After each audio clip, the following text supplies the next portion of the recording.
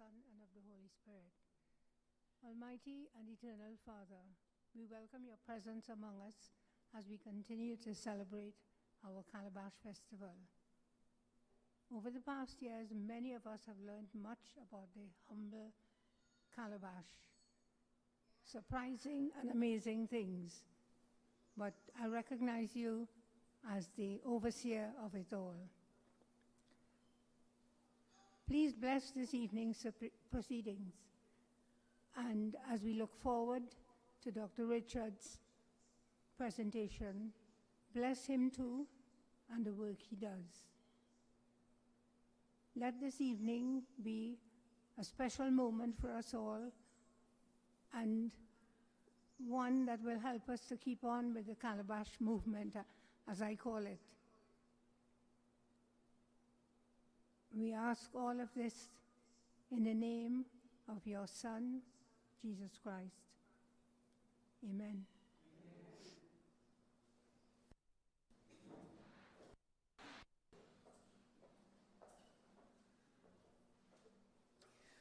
What I had actually meant to say is that we are about to begin the lecture, and I will ask Pat to open up.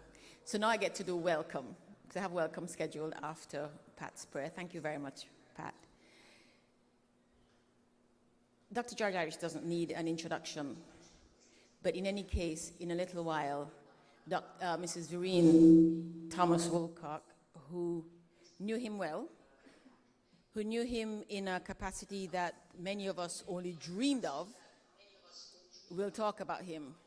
My vision of, my memory of Dr. Irish and Mrs. Thomas Woolcock was in 1990. I should remember this, but I can't.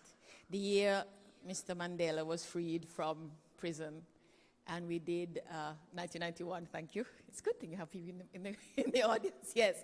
1991, and we did a march and speeches, acknowledgement at the War Memorial. I still have a picture.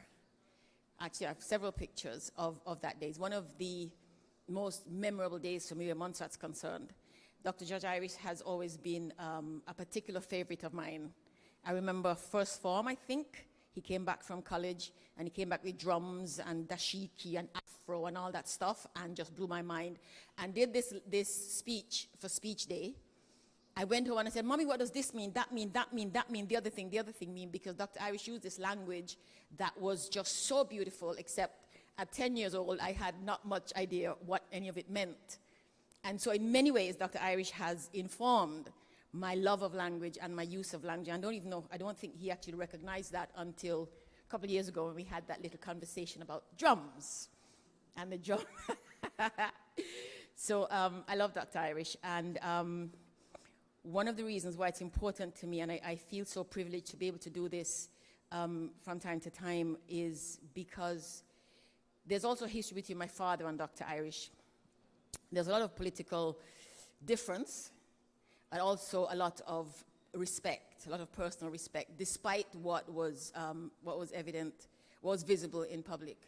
And I am actually really proud of my relationship with Dr. Irish and my father's thoughts about Dr. Irish, my father's feelings about Dr. Irish. So I want to welcome you to the 16th annual Dr. George Irish Lecture. I'm going to be your mistress of ceremonies for the evening, and I'm going to ask right now Mrs. Thomas Woolcock, not sure why I said Thompson, Mrs. Thomas Woolcock, to tell us a little bit more about Dr. Irish. Vereen, please.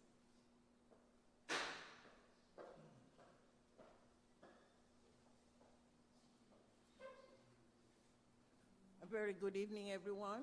I'm going to be very short tonight because we are going to have a good evening. So I just want to say very briefly that, Dr. Irish, one of our founding members in the cultural field in Montserrat, was a stalwart in our Calabash Festival Committee, in the sense that he was there from the inception. And tonight we want to just honor him for the work he had put in during those years that he was with us, the outstanding work that he like about whenever the Calabash Festival comes around. I have to remember him because I'm going to get a call a few weeks before to say, how are things coming? Who is on for the lecture series? He wouldn't say Dr. Irish lecture, he said, who is on for the lecture series? Who are we having? What is the topic? What are we going to do? Everything so that we can just move ahead with things going. The year when he in some of his students from the United States, he called and he said, I'm going to bring in a certain amount of people, young people who are very interested, and these are the things I would like you all to get involved.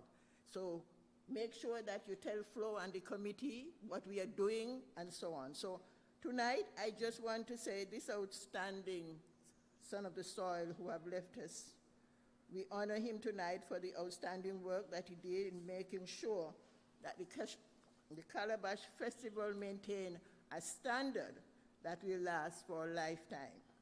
16 years ago, we started the Calabash Festival to give our summer visitors and even our people here the privilege to enjoy what summer does. We have mangoes, we have soursop, we have guavas, we have mansiport. We just enjoy all those things, and we are just grateful that at this time we do enjoy. And he himself would have been here to say to me, what happened to the mango then? Me not get none. You know, that sort of thing. And we will make sure that he enjoys some of that. So we really want to say how glad we were for him being that part of our festival. And so when we started many years ago, it was an honor to say that the Dr. George Irish, what do we call it? Professor Dr. George Irish, we salute you. It is indeed an honor to have you, and we were able to do all the things, or at least we tried, to make sure that it be successful. So at this time, the work that he had put in and the work that he left us, we promised to the doctor possible. So tonight,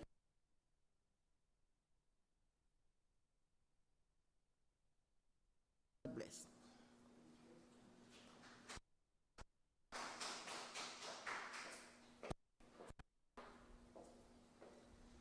One of the things I love most about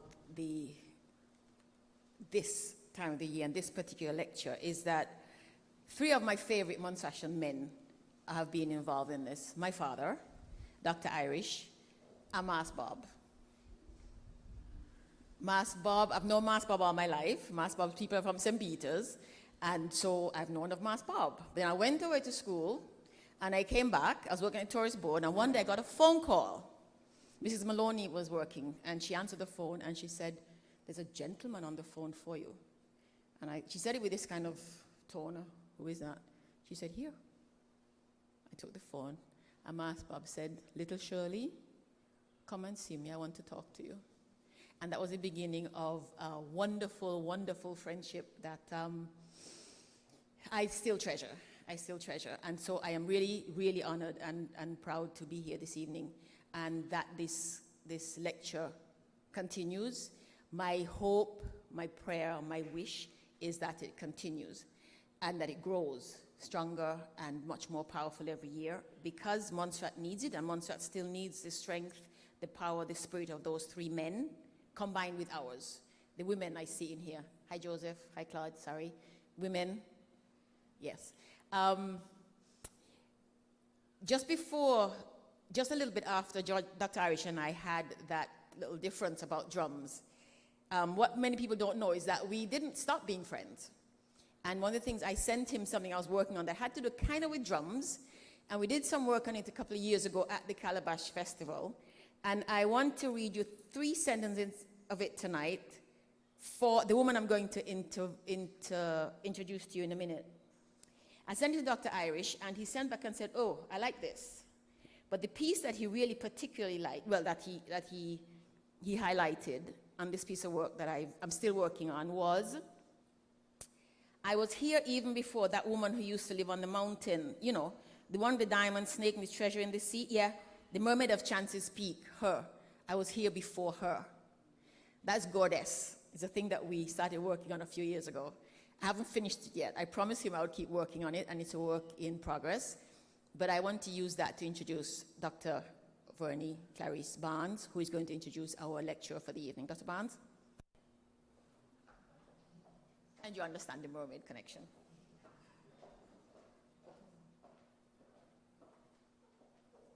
Thank you very much. I come from trials. I lived at the foot of Chance's Mountain, and I am the mermaid.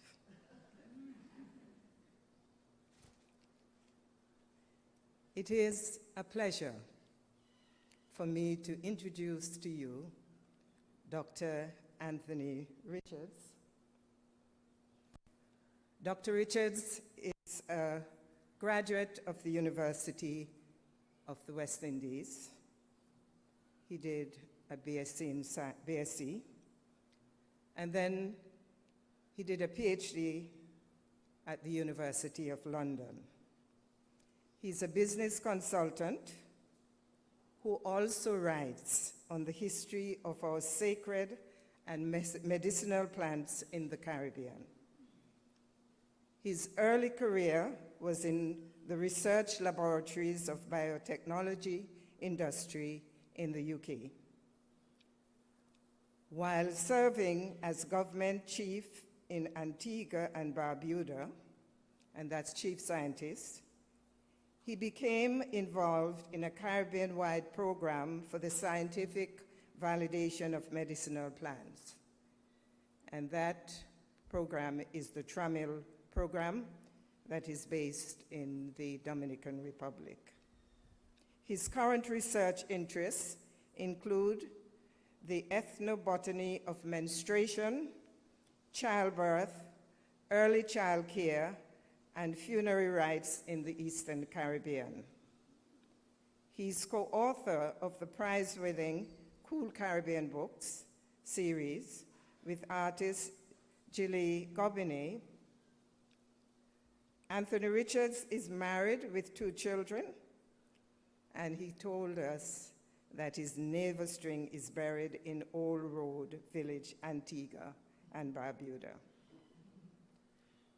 It has been my pleasure, and I should say my privilege, over the last 10 months to work very closely with Dr. Richards. He told me that Yvonne introduced me to him, and he wanted to find out something about devilgrass and sweetgrass and funeral rites, which I knew nothing about, but I did. That's where our conversation started, and I did the appropriate research, and now I'm well informed. But over that 10 months that we have been communicating almost daily on several plants, and the connection of those plants with Africa and other parts of the world that our history is connected with, I would say that he has been an excellent colleague, very supportive, and I think that I've found a brother. Sometimes we fall out, but like good brothers and sisters, we pick up the pieces and we move on. And so I would say that Dr. Anthony Richards is no stranger to Montserrat. Montserrat and Antigua, we are the same. And he's a regional man, so he's no stranger to Montserrat. But he reminded me that in 1976 he came here. And he came here as part of the Antigua team in the Leeward Islands debate, which we know Dr. Arish initiated, and he'll tell you more about that. There's some story about Paul Keynes Douglas and the fact that Antigua won. But we will forgive him for that. And so without any further ado, I would like you to join me in welcoming Dr. Anthony Richards. Give him a round of applause, please.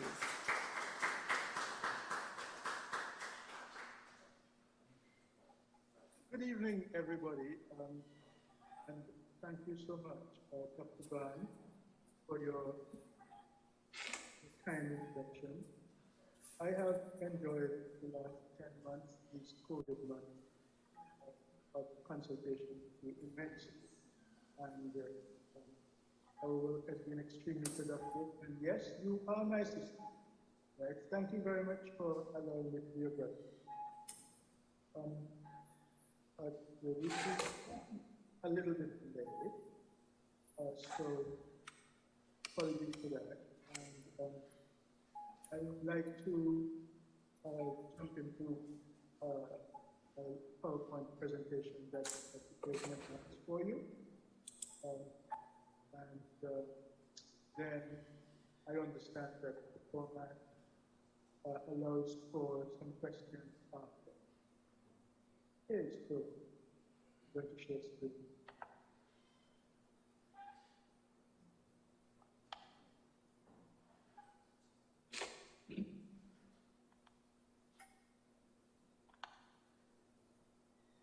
Okay, so good evening, everybody. And I'd like to thank you for this kind invitation.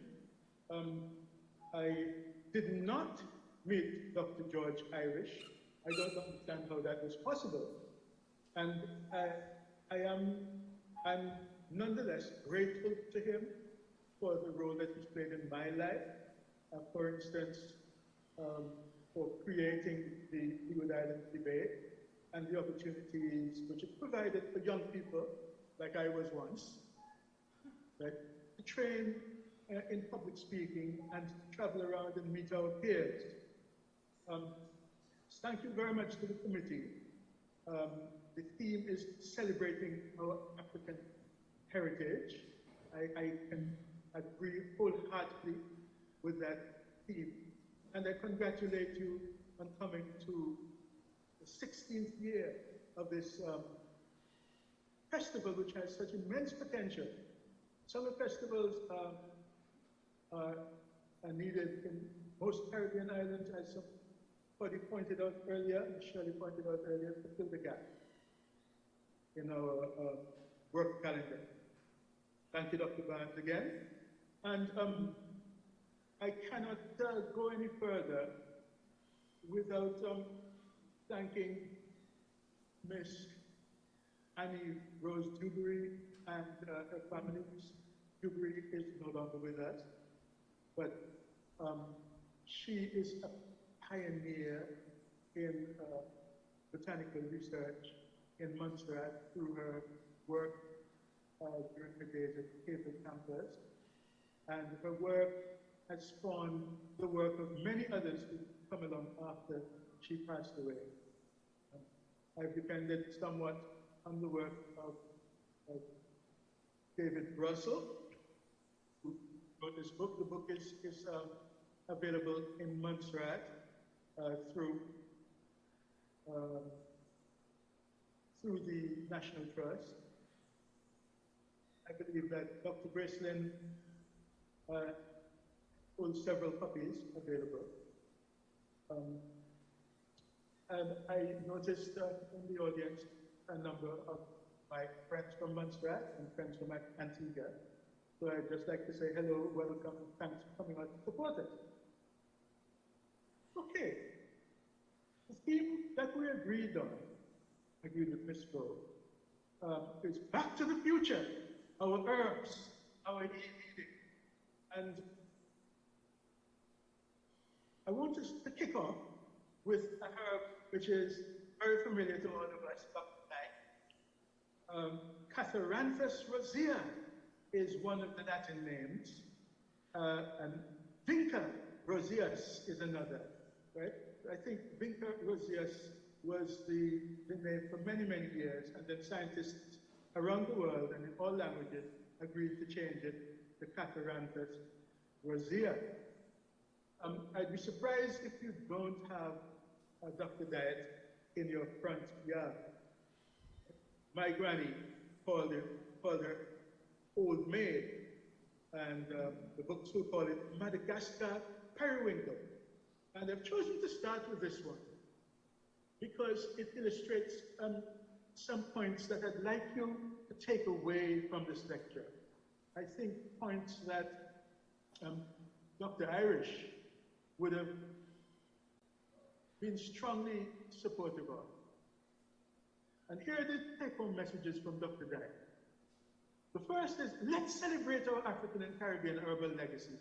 I say African and Caribbean because African legacy is not the only herbal legacy in the Caribbean.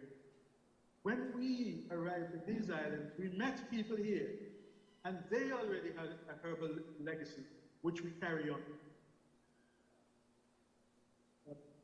There has been an enormous amount of scientific validation, and we must protect this legacy. Those are the 3 points that I will return to from time to time. Okay, in Montserrat, Dr. Diet is used as a tea to treat these 4 conditions. Perhaps more, you can tell me after, right? Elsewhere, it's used for the treatment of conjunctivitis and wandering eyes. What do I mean by wandering eyes? Well, in some of the Caribbean islands, there's a belief that if a man has long eyes, if a man has big eyes, if he keeps looking over his shoulder at other women, and his wife is So, everything is going good. Cabinets are to get tomorrow. And there is a microphone on that we need to stop, please. Thursday morning breakfast. Okay, so I'll proceed. That if the wife is upset about this, I mean, you have no choice because with COVID, you can't let people home, right? right? Could somebody stop that microphone, please? Could you mute? Yeah, I'm sure he's going to see you. Okay. So the wife waits till her husband is asleep, and she puts the leaves, the flowers of Dr. Diet on his eyes, right? The first one, the white one, is supposed to make him look only at me, right? So she chants a little prayer that the white one will let him look only at me. And then when she's finished that, she'll take the red one and pray that that he will stop looking at that other woman. Okay? And because our traditions and our old beliefs are mixed up with our medicinal and healing use, the questions have always arisen. Is our plant heritage only superstition? Is it a total load of nonsense? Right? Are those plants poisonous? Are they deadly? What comes to your mind? What sorts of questions would you want to ask a scientist? Well, the first question I would want to ask is it toxic? And then after that, what dose should I use? Does it really work? And then, of course, who should avoid it? Right? Is this an herb that we should give to children? How much? Is this an herb that we should give to other people, like expectant mothers? Should the elders use all the herbs, or are there herbs in our system, in our yard, that they should not use? And so I want to leave a resource with you. Over the last 40 years, around the Caribbean, volunteer scientists have been giving their time to a scientific validation of Caribbean medicinal plant usage. This program, the TRAMEL program, kicked off in the Dominican Republic and Haiti under the management of Dr. Lionel Robineau. But it has expanded to every country that touches the Caribbean Sea. I mean, the mainland countries, all of the islands, the French islands, the Dutch islands. And what has happened in each of these countries is that people have gone house to house. People have gone house to house, knocking on doors and asking the head of the house, for this condition here, conjunctivitis, what is it that you used last time that somebody was sick? And if the head of the household, that is the lady of the house, describes a plant, the TRAMEL scientists take a sample of that plant, preserve it, and deposit it at an urban museum. That's called an herbarium. And there's one in Puerto Rico and another one at St. Augustine, Trinidad. And that's important so that there's always a record. Now, if in any island an herb is used by a lot of people for one condition, then it's considered significant. And it is taken away to the laboratory for further study. How much is a lot? If, let's say, an herb, like Dr. Diet, is used by at least 20% of the persons interviewed for conjunctivitis, then it's considered to be significant by TRAMEL. Yes, would you agree? And that plant will go into a program of laboratory testing when funds become available. Now, as I mentioned before, scientists involved in this program are all volunteers. And so sometimes they're able to get funding to do research, and sometimes they slip it into other programs that are going on. But the point, the aim of all of this is to help Caribbean people know. Number one, is the herb toxic? Is the herb toxic? If it turns out that the herb is harmful, if it contains an harmful chemical, then TRAMEL tries to send out word to those communities. Let's hold on for a while. Let's not use that plant for a while until we know more. If it's not toxic, the program continues to assess that herb, and we find out if the use of that herb is valid. So if there was a tea, and that tea was supposed to prevent the growth of bacteria in your throat, TRAMEL people would test that tea against bacteria in the petri dish and in the test tube. Not in humans. TRAMEL does not usually go as far as testing on humans. And then the TRAMEL people get together every few years as they find funding. They volunteers, they share hotel rooms and discuss the findings as well as the findings of other people around the world who are studying the same plant. Okay?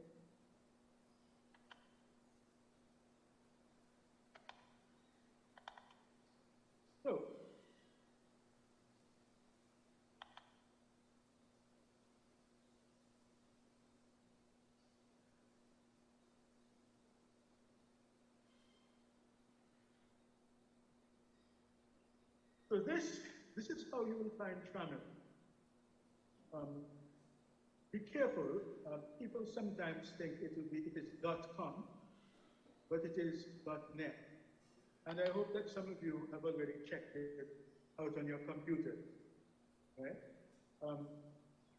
I'd like to take a minute, I think, to go over to the TRAMEL site.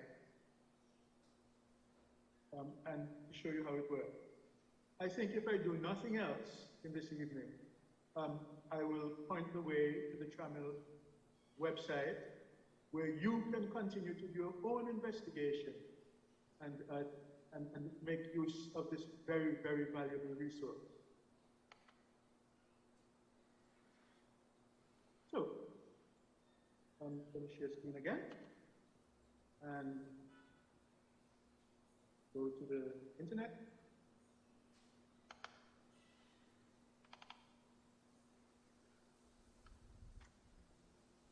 Cool. There we go.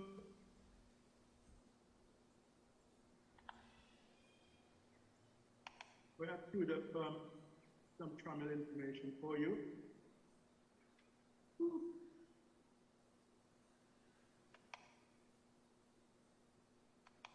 Okay, here we are inside of the Tramil webpage. And here is Catharanthus rosea. Can you see this? Yes, I hope so. I'm going to go into this briefly.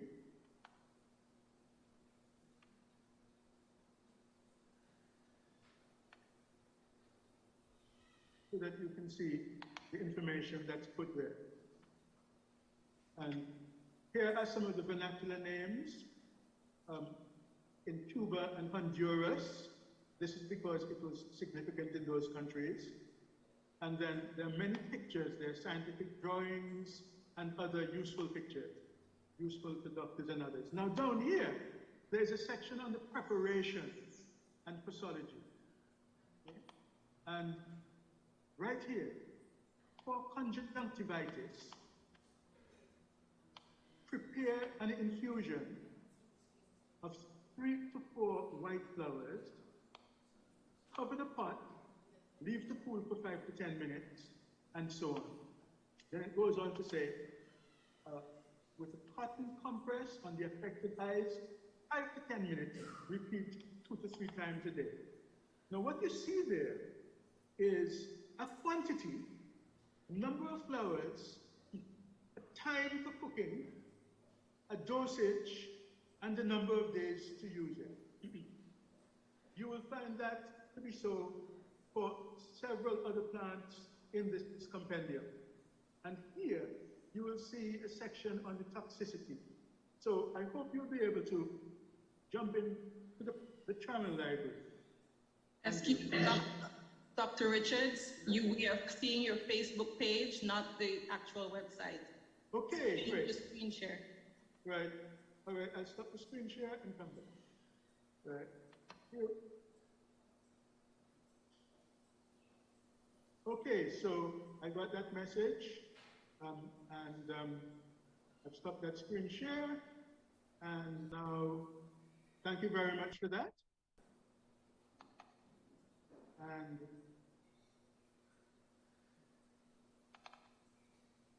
so what I did was to prepare a slide here, which shows the same information in case we weren't able to see the website. So for conjunctivitis, you prepare an infusion with half a liter, that's 2 cups of boiling water, and 3 to 4 white flowers. And as I've pointed out before, right, this is special because we are seeing the dosage. And so Dr. Dyke's point here is that a lot of scientific validation work has been done, and time has passed when we should be complaining, why doesn't somebody look into our plant heritage, right?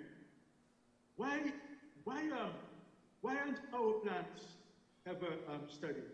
The fact is that not only people in the Caribbean, but people in all tropical countries and other countries are looking at our herbs, right? And finding them to be very, very valuable. Okay, so thank you very much for the people who reached out to let us know that we didn't see the website. Okay. So,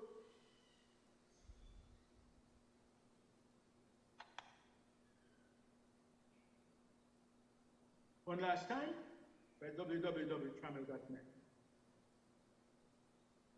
Okay, now the next point I want to make about Dr. Dyer is that this plant has become extremely valuable to biomedicine. Of all the herbs cultivated for medicine, this one represents the largest acreage, and it's mostly in India and Pakistan.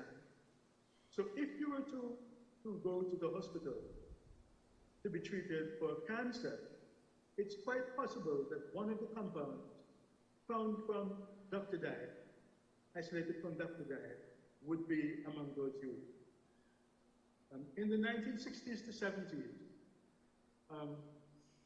these drugs reduced infant mortality for childhood leukemia from 90% of babies dying to 10% of babies dying. And here's the point. This plant was selected from Jamaica using the knowledge of Caribbean people. Caribbean people have been using this plant for centuries. A Jamaican doctor sent it to Canada for analysis. To cut a long story short, it eventually got into the hands of Eli Lilly. And when it was discovered how great this plant was at treating cancer, Eli Lilly promised the world that this drug would be available at cost forever. I think it's no longer at cost, right? We ought to check that out, but things change. And so the point here is that Jamaica is never acknowledged when the history of this drug is told. This is called biopiracy, when you steal the biological knowledge from a people. If you open a book on biopiracy, this plant will probably be in chapter 1, but the books will say that it was taken from the people of Madagascar, because it's sometimes called the Madagascar periwinkle, and that's where it first came from.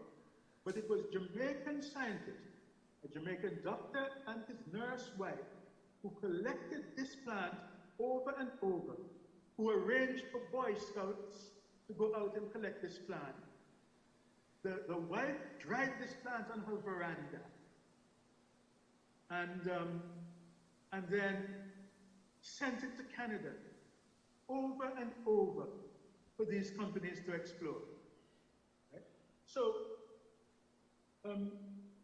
we have important herbal knowledge. This is only one of many examples, and we don't have the time to explore many of them at all tonight. But I want you to go away with that message. Number one, we have an herbal legacy. Number two, a lot of scientific research has been done. And number three, it has to be protected.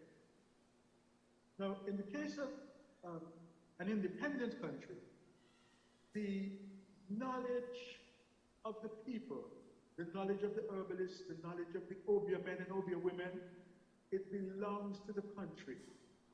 In the case of Montserrat, I don't have the expertise to comment, right? So that should be an interesting discussion. Right? My Trammel colleague in Martinique decided to collect a few of the plants from the Trammel website that might have anti-COVID effect. And so I'll just point out a couple of them, just for interest. This one here is Biden's pilosa. It sticks on your trousers and in your stockings when you're going to church. It's considered to be immunosupportive. And the Trammel website has interesting information and cautions about how to use it. There is information about the papaya, information about the Pujo root, called guinea hen in Jamaica, and so on. So do go to the Trammell website. Okay? I'll just mention some other local plants. Here is Man Better Man, Acheranthus aspera. This is also one that sticks on your trousers, and I think you will remember when we were little, we would very kindly call our very best friend and ask them to hold onto it and pull it through their hands and cause a lot of pain. Yeah, that's the one there. All right. And in Montserrat, it's described as a popular cold medicine.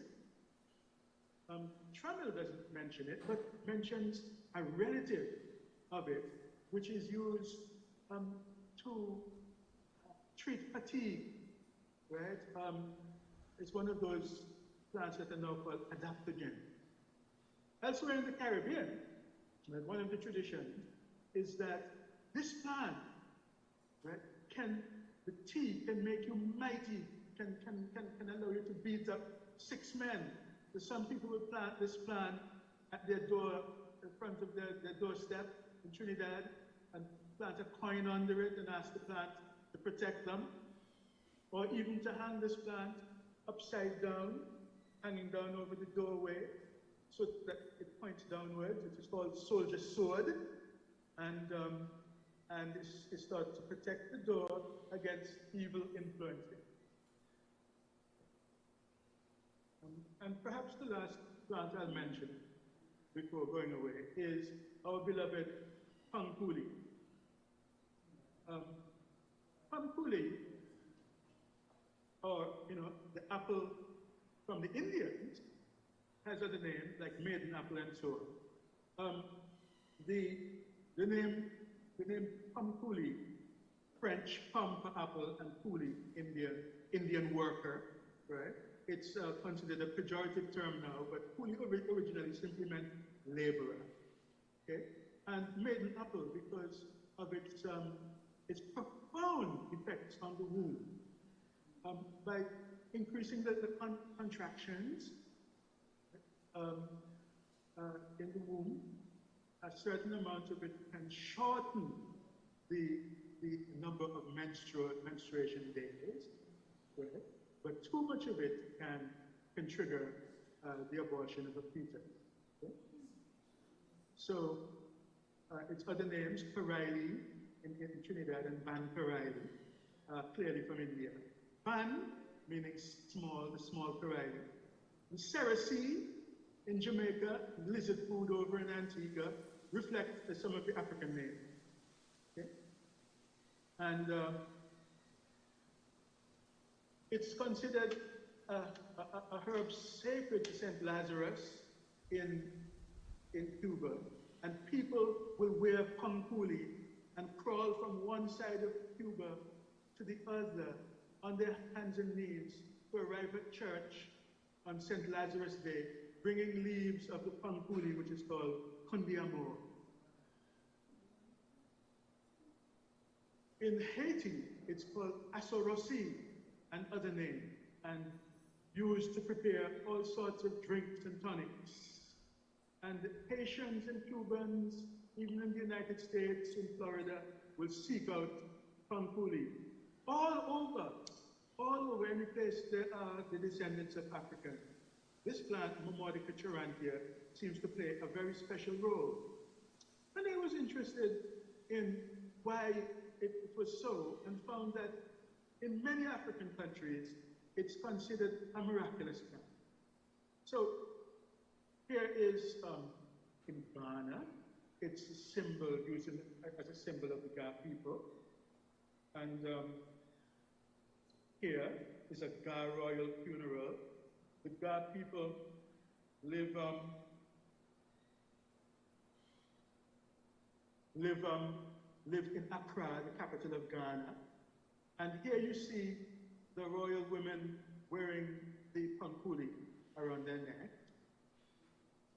This is the Ga king wearing a prodigious amount of the maiden apple leaves and it's considered to be a symbol of authority and protection.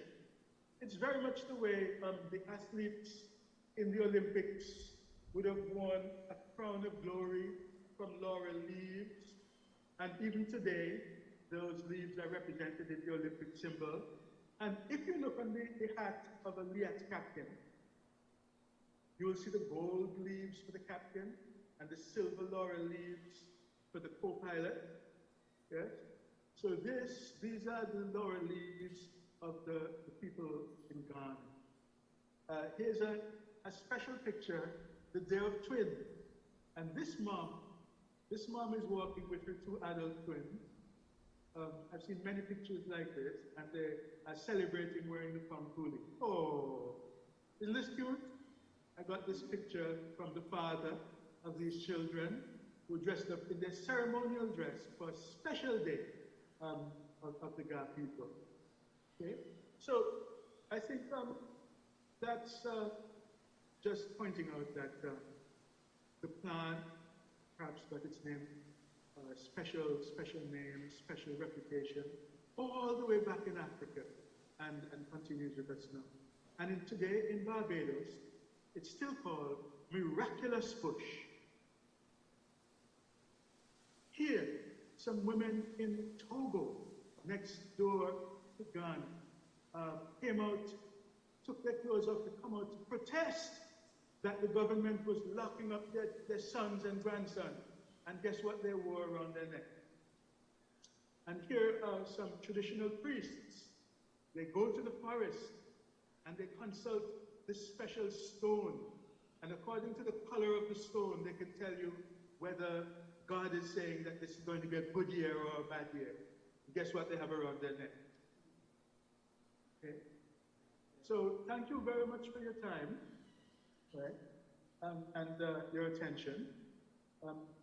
I'll stop here and go on to the next section. Thank you very much.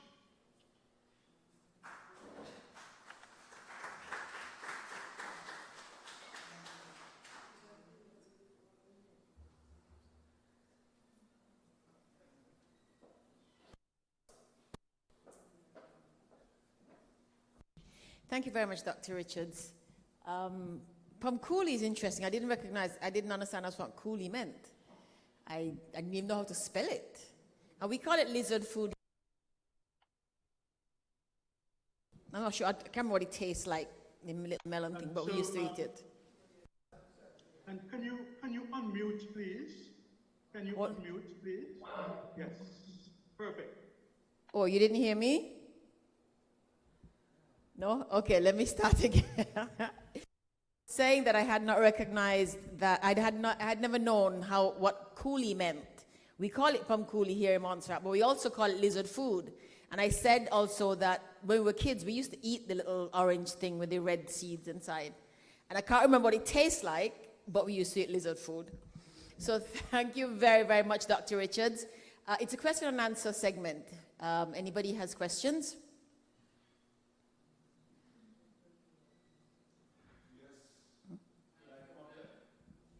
Yes, Claude, come please.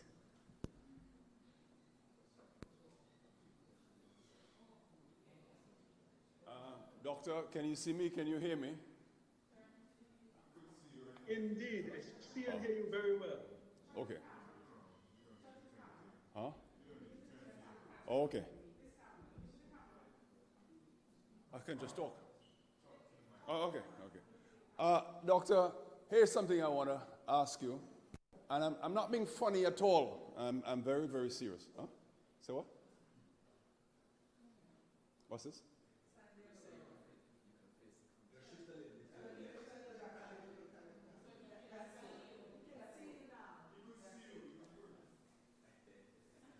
Are you showing me off now? Oh, Jesus. More instruction. What am I to do? Just ask your question. All right. Want me to go down and come back? Doctor, I was saying to you, I'm not being facetious here. I am dead serious. But I'd like you to be an advocate for what you're preaching there. And if you were to be asked to be an advocate, in a few words, tell us why you do what you do. The reason why I'm asking it is because herbs can be a hard sell in contemporary society. Yes? The use of herbs. And I know that for personal reasons, one could get severely attacked if they talk about herbs. So I'm not being funny. I'm just saying, be an advocate. Stand up there and be a lawyer for herbs and tell us what you would say in a couple of words. Talk to us.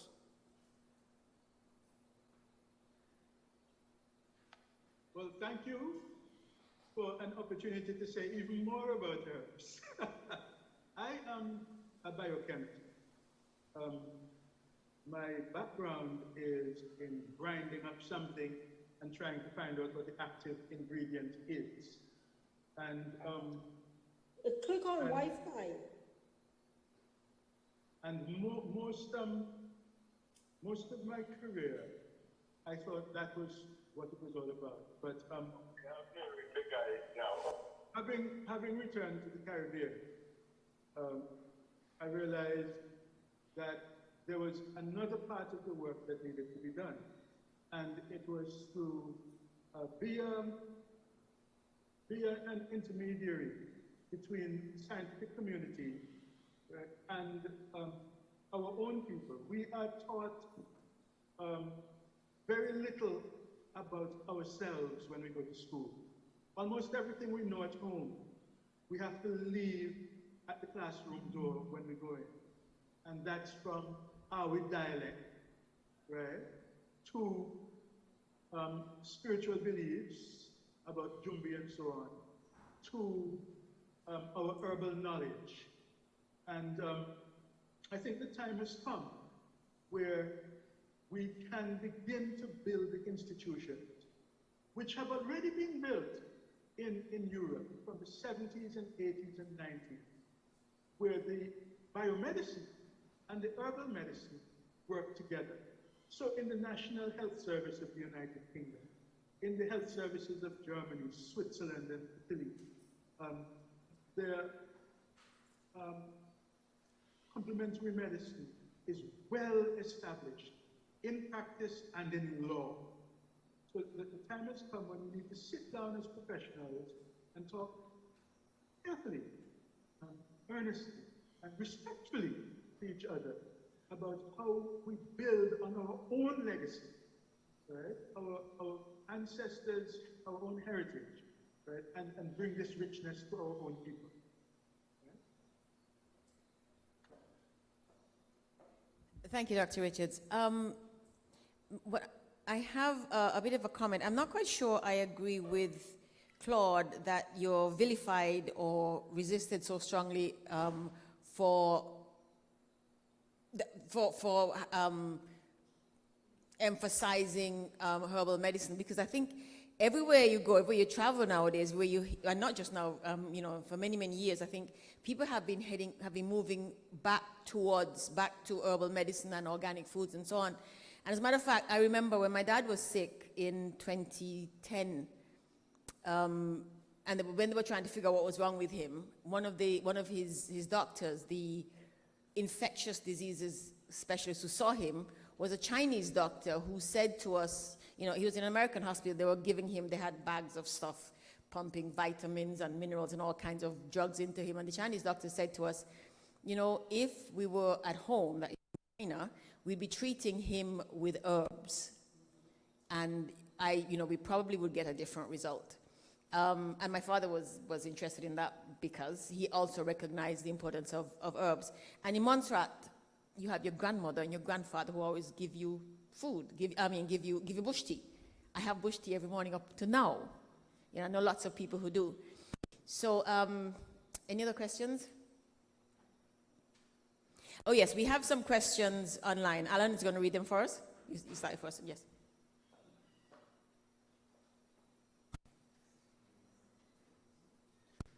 Yes, greetings. These are some questions, two questions that have been posted on the Zoom chat.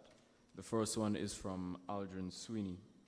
He asks, I have some familiarity with the Tramil website, but after Dr. Richards' lecture this evening, I will plan to review it in much more detail. Thank you. I am curious, have any of the indigenous plants/herbs in the Tramil database that are used for medicinal purposes undergone double-blind, randomized clinical experiment studies? Has such work been published within or outside of the Caribbean?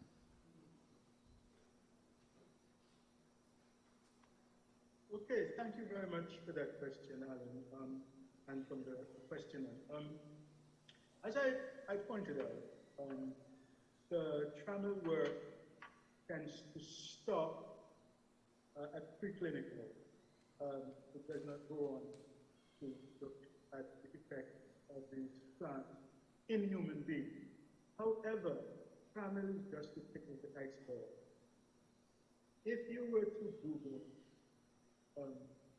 the name Cereseed, you would get perhaps 1 million hits online. That's the Tongkhuli. If you were to Google its scientific name, you would probably come up with tens of thousands of scientific papers.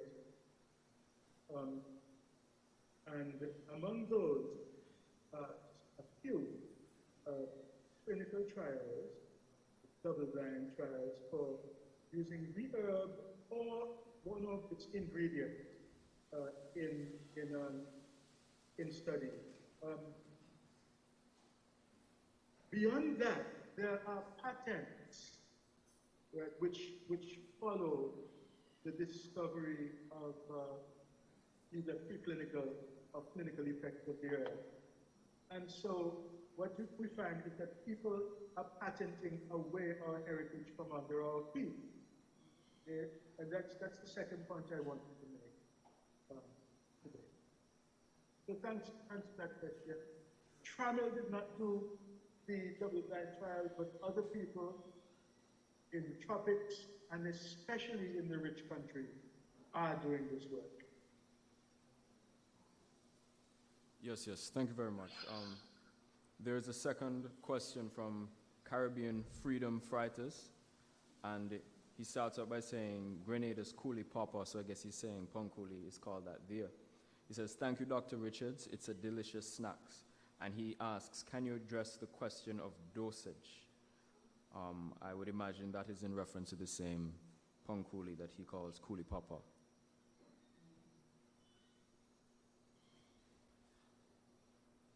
Thank you again. Well, first, when it comes to dosage, dosage is always in relation to the condition being treated, right? So,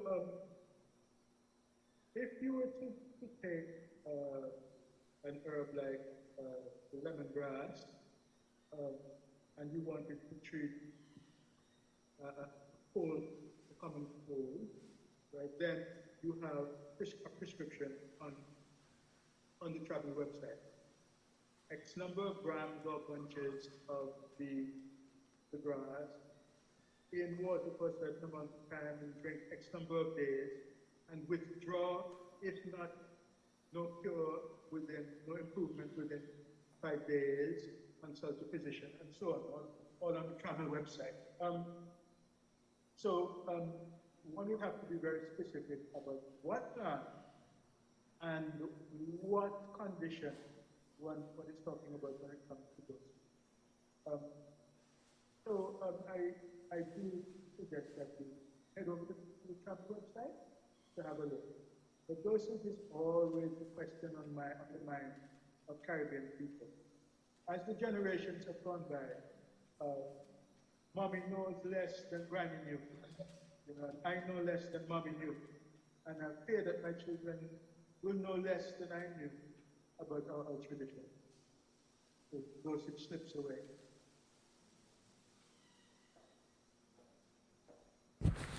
Thank you. Dr. Richards, we have a question from Claude, but I want to ask you something else about Tongkhuli. And the first time I drank Tongkhuli, I probably was about 14 or 15 years old. I went to my friend's house, actually my sister's friend's house one afternoon, And she was drinking this tea her mother had given her. And she said, the mother said, sure, you want a cup of tea, bush tea? And I said, yes, please. And she gave me a cup of Tongkhuli, which wasn't very hot. It was just, you know, it was room temperature, just warm. And so I took a drink of tea and almost collapsed because it was awful, awful, awful. And then her mother told me what it was for. She gave me this lecture. You guys are young, you're young women going into adulthood. You need this for your womb, etc., etc. But there is also something about the moon when you drink Tongkhuli, isn't it? You're supposed to drink it when the moon is waning or waxing or something. Do you know about that? Okay, thanks for the question. And it allows me to address a couple of things. I'll start where you ended. I don't know the story about the waxing and waning, but it is very interesting.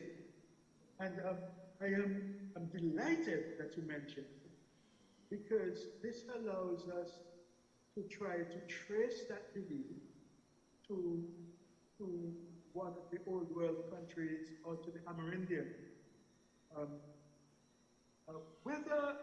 Whether it has any scientific validity, I don't think that the work has actually been done, right? So I will not be dismissive, right? But I'll say that I don't know of any evidence for that. Now, returning to the experience of eating and drinking it, you mentioned earlier on lizard food, and that's a children's name for the fruit and the little seed with the little red coating on them. And I certainly remember how they taste. Now, here's something that surprised me. I found one West African culture that called it, in their language, the food of the lizard, another one, the food of the toad, and another one, the food of the serpent. Can you believe it? In African languages.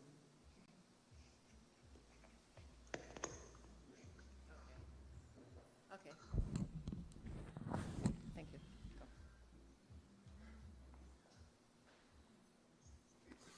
Doctor,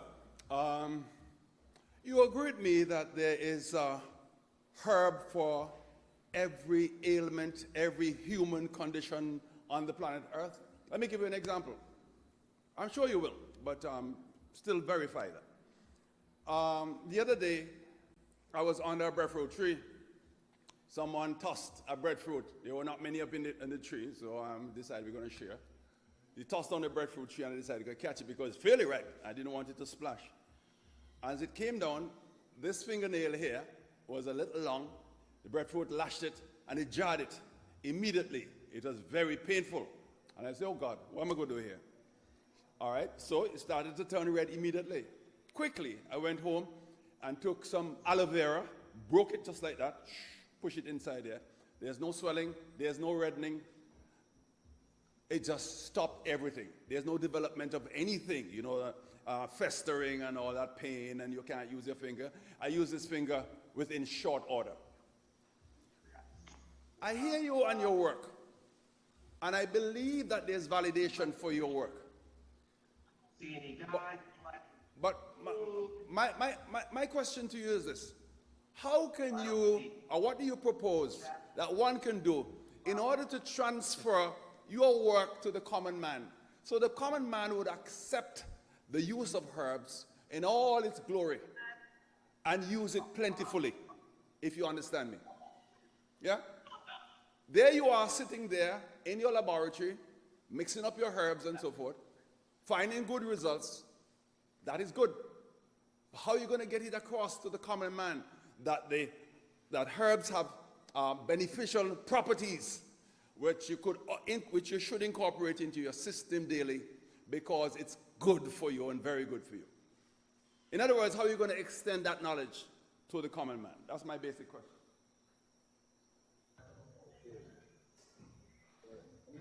Thank you very much for that question. First of all, I believe that there has been a sea change about This one I can't find it.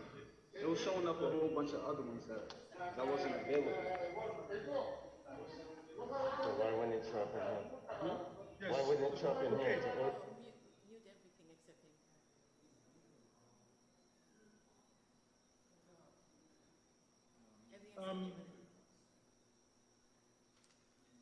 Let me ask him to start again. Okay, great. Okay. Okay, I'm back. Yeah. Perfect. Right. No, I'm not one. First of all, I'd like to say thank you for that question. And you seem to be a great advocate for her, right? So people like me should perhaps interact more with people like you and exchange knowledge, exchange precautions, and so on. I do not believe that there's an herb specifically for every condition. Sometimes a condition can be treated best using a stone, right? Like chalk that you find in milk of magnesia is excellent for treating upset stomach. However, a very large proportion of our present-day medicine contain materials from herbs, and another big proportion inspired by materials from herbs. Okay? There has been a sea change in the world regarding herbs, organic food, and so on, as our master pointed out. And the day I remember was in 1990, when an herb was called St. John's wort was prescribed in Germany so much that year that it outsold Prozac, right, for treating depression. There were more prescriptions written for St. John's wort than for Prozac. I don't believe the common man is the person that needs to be convinced so much as the medical community, which unfortunately does not have the freedom to prescribe herbs. The education process at UE and other organizations is only taking baby steps in the Caribbean towards integrating herbal and complementary medicine into the system. And the legal system is still on the wrong side of herbal use. In some countries, the OBIA laws still prohibit people from carrying herbs, talking about herbs, right? And so those laws also need to be repealed. Thank you. Dr. Richards, I think we can take a few more questions, because I think Alan has a few more. But a little bit to Claude's point about there being an herb for every ailment, or I agree with you, there are herbs for many, many ailments. But I've read, for example, of mangoes, the mango tree, and I read somewhere in reference to mango, that there are,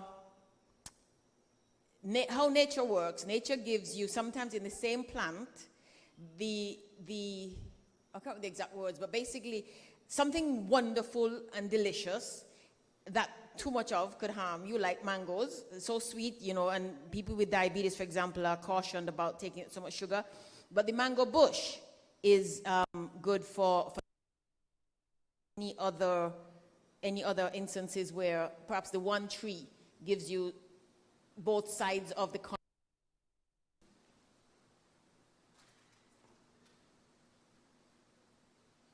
Thank you, Ms. Shirley. Interesting perspectives. I think, the wonder and diversity of nature is what draws us to become biologists. Just the marvel of an egg giving life, and plants are just as interesting. I would say that from a biologist's perspective, the plant is not interested in me going and picking its leaves and eating it. It's not interested in a goat eating it. It's not keen to be eaten by a caterpillar or an aphid, right, or any other parasite. And so, unfortunately, the plant can't run away. So what plants seem to do is stand there and defend themselves, and they do so marvelously. The first thing they do is they become woody, and no animal can really digest wood. The second thing that they may do is put on prickles and thorns, like cactuses do, to defend themselves against all the animals in the desert that want to bite the juicy stem. And then the most interesting thing they do is they do chemistry. They are chemists. They sit there designing nasty chemicals which will kill, harm, and maim their enemy. Now, that turns out to be so useful to human beings, filled with our curiosity. We come along and we find a leaf, and that leaf has designed a chemical to kill a caterpillar. Right? We take that leaf and we drink it, and because we're much bigger than a caterpillar, it doesn't kill us, but it puts us to sleep. And we say, what a lovely sedative. Isn't the plant lovely to make us this nice sedative? But the plant was not interested in us picking its leaf at all. The plant was interested in defending itself. Now, in any leaf or organ, there are hundreds, thousands, tens of thousands of chemicals. Tens of thousands of chemicals.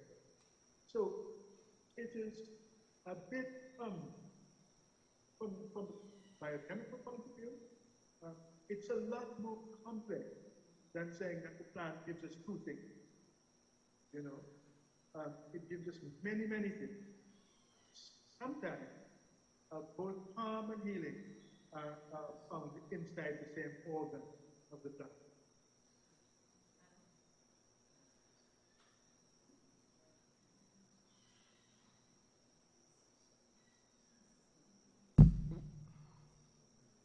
Yes, there are a few more questions. This one is from Kathy Buffong. She asks, does the trammel site tell us about how much to use, how long to boil, etc., or should one just stick to tradition for any herb?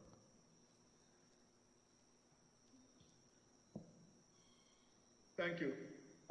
Yes, for a large sample of our Caribbean herbs, it was 90 herbs, but it's many more now.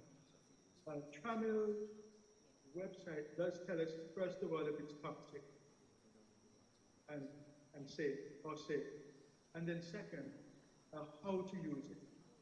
Now, the tradition is what Tramel is based on. If in a Tramel survey, we found that the people of Montserrat say that they use such and such a wood in rum, then that's what Trammell would go away and investigate. They would take alcohol, extract the bark, and find out if it's toxic. And secondly, if it works. And then Trammell comes back to the community. Right? Trammell diffusion is a principle of Trammell. That's, we must come back to the community and feed back information. So Trammell has produced not only the website, but books in Spanish, French, English about the use of the plants based on tradition. And some of these books are produced in cartoon form. There are books in some of the less well-known languages of the Caribbean, like Garifuna, right? That's the Amerindian-based language of the people who were taken from St. Kitts to Central America, Belize, Guatemala. It's in Maya, right, from Yucatan and in Mexico. Always the research and then the recommendations started from tradition and so are based on tradition. The problem with tradition today is that most people, most 20-year-old young people, have never been told what the dosage should be. But now we are using science to help us to assess it. Start with trammel, but keep going further, because there's a wide world out there of science. Yes, thank you very much. Caribbean Freedom Fighters asks again, should we be purging? And I imagine that he's referring to detoxing, like if you should be detoxing, I suppose he's referring back to the same Tongkhuli.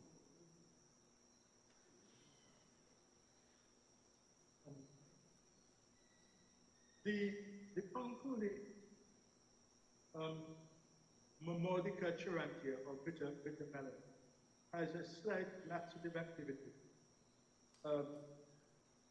And it's a tradition, a Caribbean tradition, to take certain laxatives at the start of school and at the end of the school term. Yes, bitter bushes and so on, castor oil. No, I'm not a medical professional, so I won't comment too much on the practice. But I'm not personally not a fan. Going on to the question of discovery of herbs. Montserrat is a British overseas territory, and research teams come down to Montserrat and have gone and taken samples in the hot springs, up a mountain.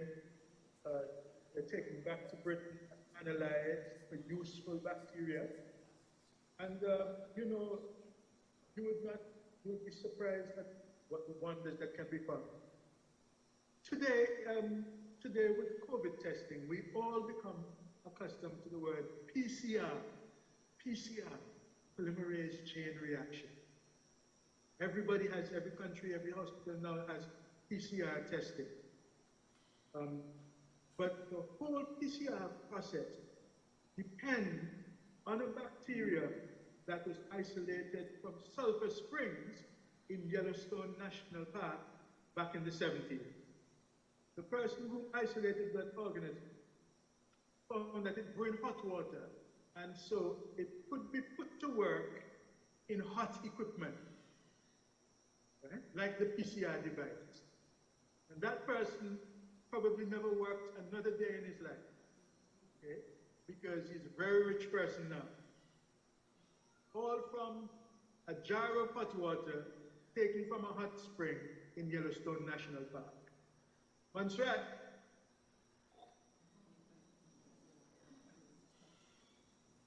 Yes, we have one more. We're taking one more question from the Zoom chat. And this is the same gentleman. He asks, well, I'm presuming, this is Caribbean Freedom Fighters. I am not sure of the person's sex. Yes. The person asks, should we pick the herbs before 6 p.m.? Thank you. Caribbean Freedom Fighters is a group which includes a number of storytellers, of which I'm a member. I'm a member of the Caribbean Freedom Fighters Storytelling Circle. I'm proud to be a member. And the questions are coming from one or more of them. And many of them are women, right? So good evening, ladies. Good evening, Anne Worm, Aisha Worm, and the others in Grenada, Barbados, Bahamas, the United Kingdom, and so on. Thanks for your support. The notion of picking the herbs before 6 p.m. here is so exciting. When I was a strict biochemist, I simply ignored that, and said, why are these people always talking this nonsense, this superstition? And I would just say, look, could you give me the herb, please, so I can take it to my lab and grind it up and find out what the active ingredient is? But during the last 10 years, I've been much more interested in our heritage surrounding the earth. And I think that Dr. Irish would approve.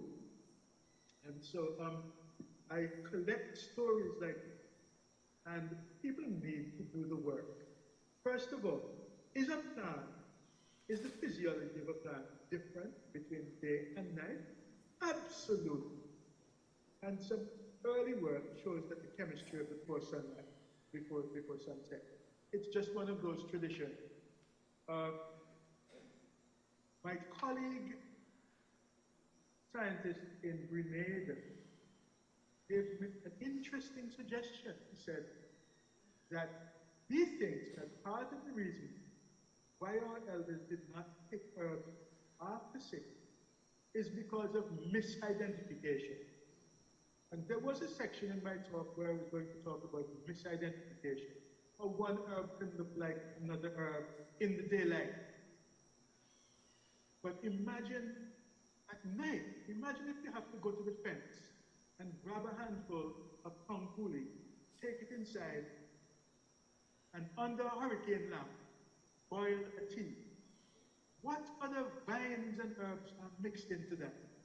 So maybe the elders realized that it wasn't a good time to grab it at night. But beyond that, there would have been the belief that the elders were using the herbs after dark, and that is the spirits, the Jumbies and the Duppies,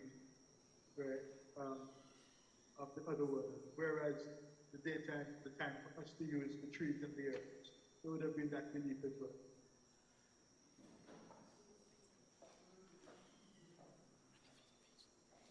Thank you very much, Dr. Richards. We are finished with questions. We thank you for being here. I have one last question I want to ask you, and then I'll hand you over to Flo, who's going to do the proper thank you.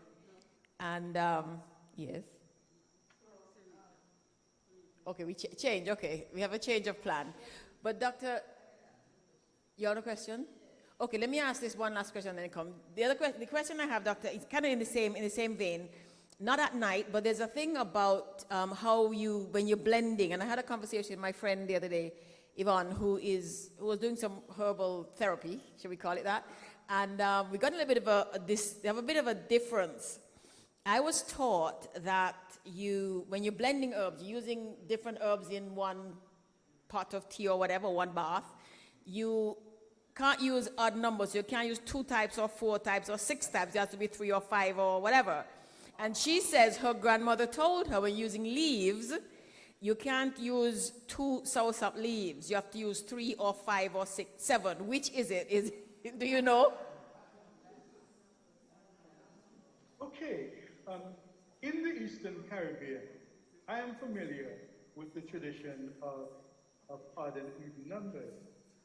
The tradition that I grew up with suggests that in a bath, in treating pain and fever, for example, you want to harvest from the tree odd numbers. That's 3, 5, 7, 9. And that tradition goes further. That tradition would say that when you're setting eggs under the hen, you would also set them in odd numbers, 3, 5, 7, 9. And it may hark back to systems of divination, casting lots, right, so to speak, to use the biblical phrase, right, that go back to our ancestors here in the Caribbean and also in Africa. Another sophistication in that is that you might go to a soursop tree and your parent might instruct you to pick 4 leaves, but to drop one at the bottom of the tree to say thank you. Or to pick 3 leaves, but pass a pebble or a piece of silver to the bottom of the tree to say thank you. There's that version as well. And finally, there is the old idea of 3-leaf tea. And that may be a system to stop people from using too much of any one ingredient. So they might say, use 1 leaf from each of 3 different plants today. Tomorrow, switch over, right? Take out the soursop leaf and substitute it with a different leaf. And that by the end of the week, when you keep replacing one of them, you come back round to Monday and you start with the same 3 again, or some similar permutation of that. Okay? When it comes to tinctures, those are normally extract, not in water, but in another solvent, typically alcohol. Tinctures are very valuable when it comes to getting out perfume, fragrances, and so on. And some islands have these bottles of bark, like cinnamon and so on, which the barman keeps under the bar for special occasions. So tinctures are a part of our tradition indeed. And the alcohol functions to extract a different range of chemicals than the water extracts.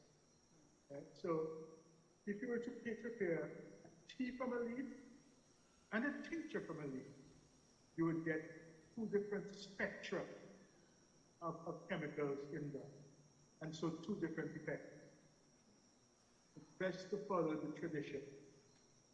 Don't prepare a tincture when they say use a tea.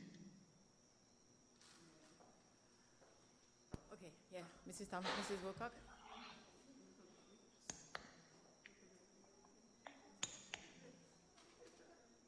Yes, very quickly, Shirley just asked the question I really wanted to, but it had to do with the tradition in terms of the tea, the 1, 3, and 5, and so on. You've explained it there. But I was very interested because I look after elderly people at 101 and 96, and they're very insistent that they must have their tea with either 1 or 3 or 5, that sort of method. And the tea, you can't just do any tea. If you have soursop leaves and mint and what we call fever grass or lemongrass, that makes a nice combination of tea. And so this is how they, from a traditional point of view, looked at it and must work with. That was one, but you have answered most of it in that. But the second question I wanted to find out, you speak very briefly on papaya, and I was interested as to the usage. Beside us cooking it, beside the milk, I'm told there's certain things. I wanted you to just briefly, in your examination, how does the papaya help us as Caribbean traditional food in that way? Just give a brief synopsis on that one. Thank you. First of all, Mrs. Wilcox, thank you very much for elaborating, and you are blessed indeed to work with the very elderly. Right? I would love to talk to some of those people. Right? I should have provided for my email address to be displayed at the bottom of the screen. Now, Going on to papaya. Oh, I ought to say something about Tongkhuli, which a number of Montserrat and I have discussed. Dr. Barnes and I noticed that that there had been a tradition in Montserrat of wearing the Mamodica charantia around the neck area, according to some of the older records, right? But at first, when I came under the tamarind tree and afterwards, not many people in Montserrat seem to remember it. And then finally, Dr. Barnes encountered somebody, right, who volunteered the information. So it was very interesting to hear that it was indeed a tradition in Montserrat to wear the Tongkhuli cocaine, as it is in some of the other islands. It's been a tradition, Tortola, for example, and St. Vincent. But moving on to the papaya, it's a marvelous tree, and traditionally, people used it tenderized and so on. The enzyme, papaya, is a digestive enzyme. I think everybody will remember from school, we talked about chymotrypsin and pepsin, and those enzymes with digestive protein down in the small intestine. Well, up on the papa tree, in the milk, there are enzymes which will digest protein. And so, mixing green papaya with tough meat, or wrapping conchs and pounding them in green papa leaf, right, is in tenderizing. And so is the practice of using papaya to remove stains, tough stains, right, on leather and wool, and rusts of mildew on white shirts. Right, also seems to make use of the enzymes, the digestive enzymes found in the milk. In countries where they produce the digestive enzyme for sale, what they do is they come up to the papa tree and put a knife on a long stick up into the tree, and then they scratch the papa 2 or 3 times, and droplets drop down to the ground where they're captured on a cloth. And they harden, and the latex is sold. The papa then heals and continues to ripen, and then you can harvest it and sell it. So that's the way the industry works.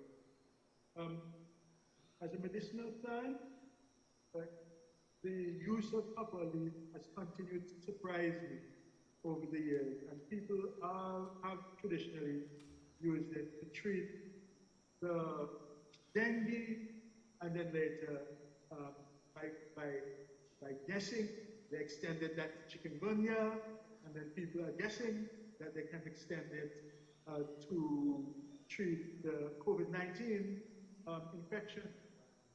And lo and behold, right, the properties of the plant, chemical properties, match these uses, right? So our ancestors weren't totally mad.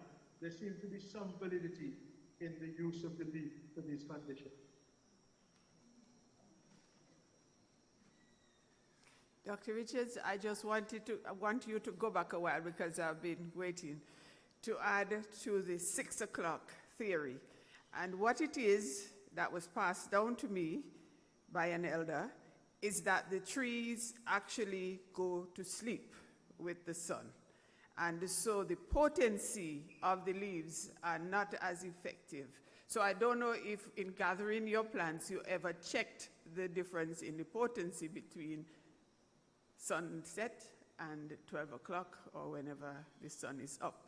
So that is what we know, and you also know from photosynthesis that the plants do go to sleep and they make a change. So that's my 2 cents from the elders. Thank you.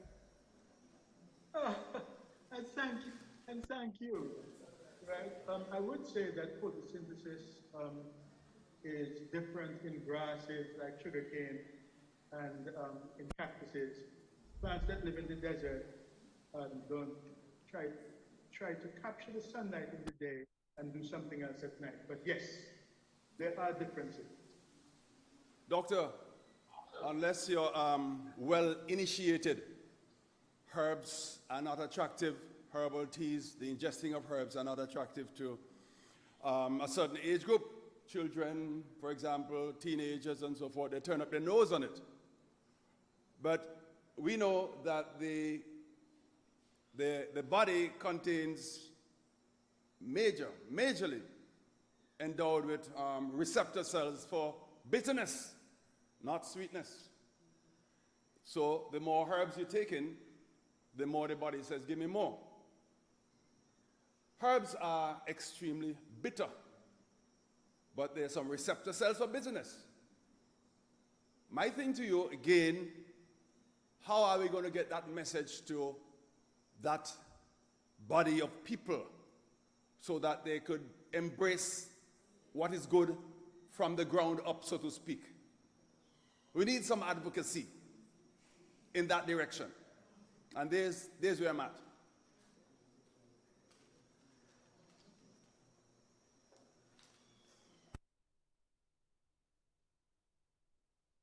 Thank you very much. Thank you very much. Bitter. Bitter is an interesting point. The body warns us not to eat certain things by detecting toxic compounds. Some of them are called alkaloids, right? In plants, especially in plants, and spitting them out, right? Even a lizard has the same disgust face that a human being has. So the animal system detects alkaloids, terpenoids, and so on, and tries to get them out before they can cause harm. These are the same compounds that are medicinal in small quantities, but toxic in high quantities. And so the body plays it safe, right? And indeed, many medicines are bitter. I don't blame young people and children for avoiding it, and coffee and beer and rum are abhorrent to small children. It's an acquired taste, along with bitter cheeses and so on. In terms of advocacy, yes, the point is well. More advocacy needs to be done, and there have to be ways to make herbal medicine more palatable. A spoonful of sugar makes the medicine go down.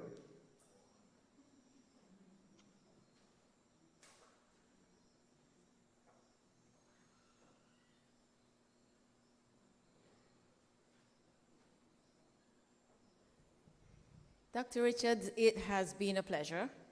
If you were here, we'd probably be talking until midnight. So thank you. It's a really, really interesting subject. It's a topic that is of interest to some of us. It's dear to the hearts of some of us. People like me who, I drink bush tea, hot and I drink it as tea, and I drink it as hydration throughout the day. Mrs. Sarita Francis, who's the director of the National Trust, is going to thank you, but I want to take this moment to thank her and the National Trust, the Montserrat National Trust, for allowing us pretty much every year to use their spaces to do this. Mrs. Francis is, she works hard for the National Trust. She actually hiked up to the petroglyphs up Soldier Gut, over rocks and boulders and all kinds of things.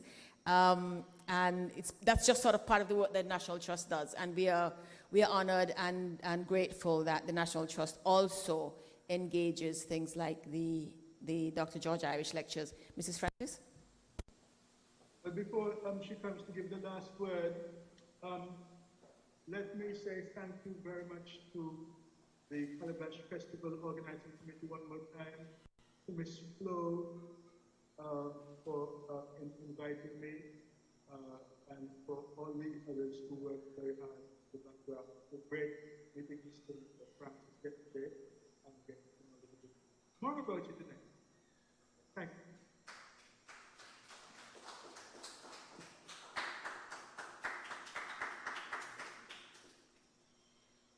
Good evening. Chair of the Calabash Festival Committee, Madam Chair of this evening's proceedings, ladies and gentlemen, Dr. Richards, I'd like to thank you very much for your lecture tonight. I'm sorry that you were not here in person, but due to the circumstances we all know with COVID, you weren't able to travel to Montserrat, but when the situation changes, we hope that you can come and visit and impart some more of the knowledge that you imparted to the audience tonight. We thank you very much for all that useful information, and I'm sure that we all learned quite a bit this evening. Thank you so much, sir. To you, the audience in this auditorium, and those who are on Facebook, Zoom, any form of the internet, and those who are listening over Radio Montserrat, we want to thank you for joining us here at the Montserrat National Trust. To the staff and technicians at ZGB and at GIU, thank you for your hard work. They've been working here since about 2 days ago, trying to make sure that everything is right. To the staff of the Montserrat National Trust, and I want to mention in particular Oretha for all the hard work that she's been doing trying to prepare the hall and all the other things that she does, selling drinks even this evening. To the Calabash Festival Committee, Dr. Irish Lecture Committee, thank you for all the hard work that you put in behind the scenes. Ms. Flo, I know you've been doing a lot of work this week and even before this week to prepare for Calabash Festival. We want to thank you for the hard work that you continue to do every year to make sure that this festival comes off. Dr. Vernie Clarice Barnes, thank you for the introduction of Dr. Richards and for contacting him and making the arrangements for him to speak to the audience tonight. I would like to also thank Mrs. Ryan, Pat Ryan, as usual, for your prayers, and Mrs.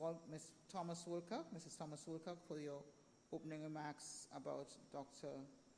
Irish, the late Dr. Irish. Montserrat Arts Council, and in particular Vernie Abbas for making the bookings, doing the background work. I'd like to thank the staff, Yulin, Silcott, and Mapai for doing the garden tour, and those of you who participated, thank you for coming, doing the garden tours. Those of you who didn't come on the garden tour, we do have a garden tour that we conduct. It's only $10 per person, and you go around, you see the whole garden, and we have a Tibush and herbal plant area. Mapai will be happy to speak to you and to give you some ideas on what can be done with the bushes. To all of you, lovely audience, thank you so much. Thank you, Mr.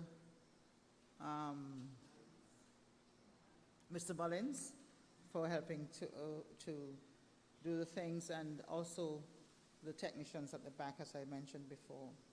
And ladies and gentlemen, Ms. Shirley Osborne, thank you so much for ably sharing this evening's proceedings, and we look forward to seeing you here at the Trust again.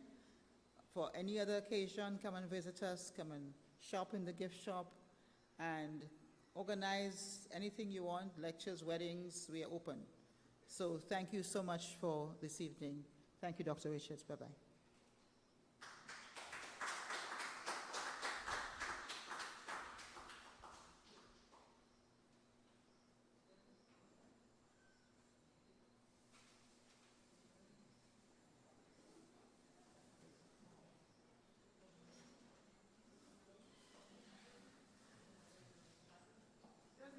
Like anybody who wants to leave tonight, but we're at the end of this session. Thank you very much for coming out, and see you at the other events that we have planned for Calabash Festival, especially the food fair and Prime.